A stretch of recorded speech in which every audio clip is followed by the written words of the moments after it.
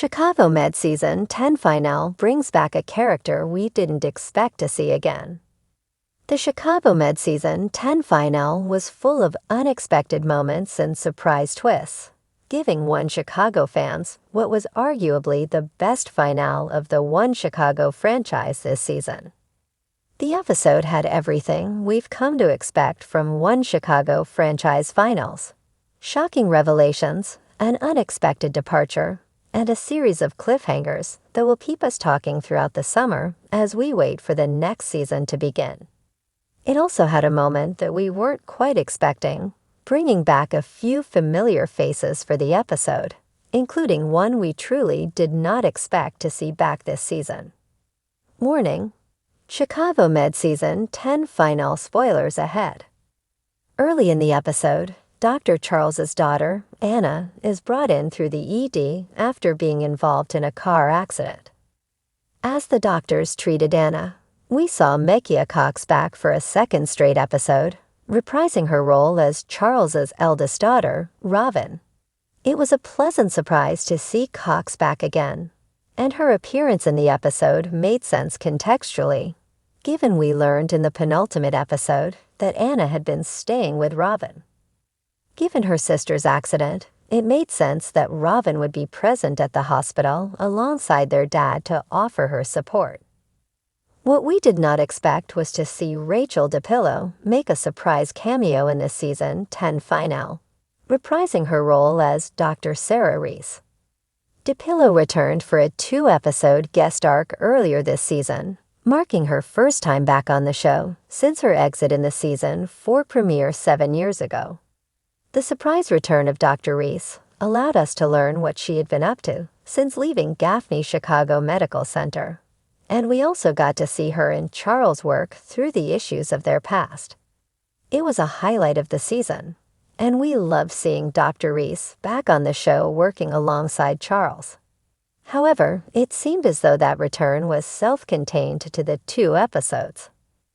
That's why it was so surprising when Dr. Reese made a brief cameo in the season finale, in a moment that was truly perfect. As the doctors treated Anna, it became apparent that she had tried to take her own life, and Charles came to the realization that Anna had been struggling with depression in silence. When he blurred the lines between being a father and a shrink, Anna lashed out, which sent Charles into a spiral of his own making.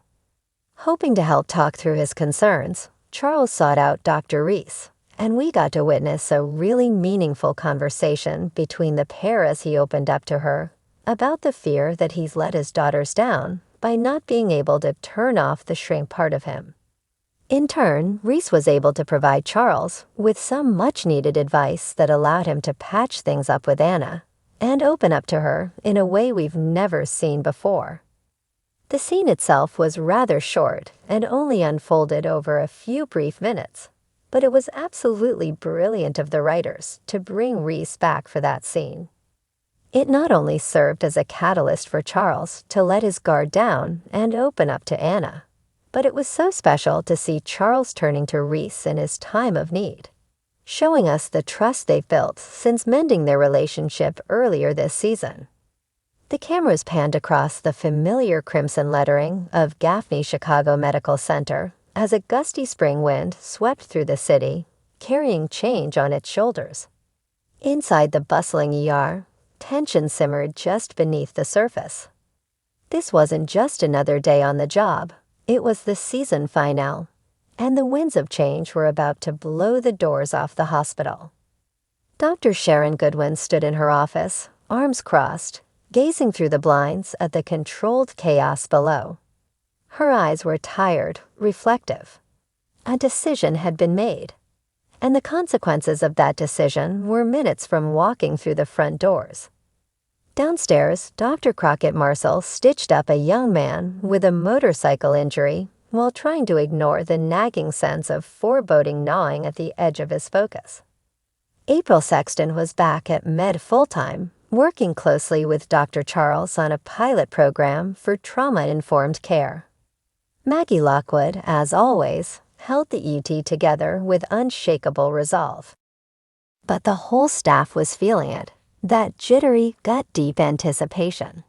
Not because of a new case. Not because of a mass casualty alert, but because of the rumors. Someone was coming back, and nobody knew who. Whispers swirled through the ED like an electrical current. Someone said it was Natalie Manning, somehow back from Seattle. Someone else swore they saw Connor Rhodes at a cafe in the Loop last week. Others whispered even crazier things.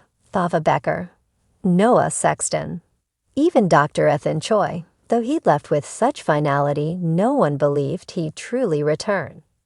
At 7:48 p.m., the elevator doors opened. Silence. The chaotic hum of the hospital didn't stop, but within the ER, it felt like it did. Like time stuttered for a moment. Out stepped a woman in her mid-30s, dressed in a tailored trench coat, hair swept back in a sleek ponytail, her eyes scanning the room with sharp precision. It was Sarah Reese. Dr. Sarah Reese, the psychiatry resident who once studied under Dr. Charles. The one who left years ago after her world was shaken by the disturbing case of her serial killer father and the emotional wreckage it left behind. She was the last person anyone expected to see again. Maggie was the first to react, blinking as though seeing a ghost. "Sarah?" she asked softly, stepping around the nurse's station. Is that really you?" Sarah gave a nervous, almost guilty smile. "Hi, Maggie. It's been a while." Dr. Charles rounded the corner, chart in hand. He froze. His fingers slackened around the clipboard, which clattered to the floor. His expression flickered between astonishment and something else. Maybe pain, maybe hope. "Sarah," he said, his voice hoarse. "What are you doing here?" The staff had gathered like magnets drawn to a mystery. April, Crockett, Dr. Asher, even Archer emerged from a trauma bay, squinting in confusion. "I didn't mean to cause a scene," Sarah said quickly. "Hi, I should have called first. But I figured if I didn't just walk through the door, I might never do it." Dr. Charles approached cautiously, like he was trying not to startle a deer. "You look well," he said finally. "I am," she replied. "It took a long time. I got my license reinstated. Did a psych fellowship in Boston. I've been working with veterans, complex PTSD cases, suicidality, substance use. Hard stuff, but meaningful." Goodwin came down from her office, having anticipated the moment more than anyone. She extended her hand warmly, and the crowd around them hushed. "I'm glad you're back, Dr. Reese. I know what it took to walk through those doors again." Sarah smiled faintly. "Thank you. I'd like to consult on a case, if you'll let me." Everyone glanced at each other in stunned confusion. A consult. "There's a patient here tonight," she continued, 22 years old. Former Marine. Brought in for a suicide attempt. I've worked with him before, briefly, in Boston. When I heard he was here, I caught the first flight out." The case was real. Her presence wasn't just nostalgia. It was urgent, grounded in the now. Dr. Charles finally nodded. "Let's talk." The two walked off toward his office, the others parting to let them pass like a tide splitting for two unlikely travelers on a shared journey. Everyone was still trying to process what had just happened. Later that night, after Sarah's consult had not only stabilized the Marine, but opened a path for long-term care, she stood outside the ER exit doors, taking in the Chicago skyline. Dr. Charles joined her, quietly. "You didn't come back just for him, did you?" he asked. "No," she said. "I came back for me." A beat of silence passed. "I thought I'd never come back to this place. Too many ghosts. Too much guilt.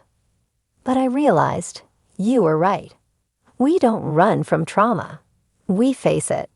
And sometimes we come back to where it all started to find out who we've become." Dr. Charles' eyes welled with pride. "You've grown into an extraordinary doctor, Sarah." "Thanks to you," she said. "I hope there's a place for me here again. If not now, someday." "There always will be," he said. The final montage rolled in slow, poignant frames. Sarah walking away from the hospital, but not like she was leaving, more like she was preparing to return. Dr. Charles looking at an old photo on his desk. A younger Sarah, bright-eyed and tentative. Crockett watching from afar, intrigued. April and Maggie exchanging hopeful glances. And in the background, the Chicago skyline pulsed under the night sky. Electric, alive. The episode faded to black.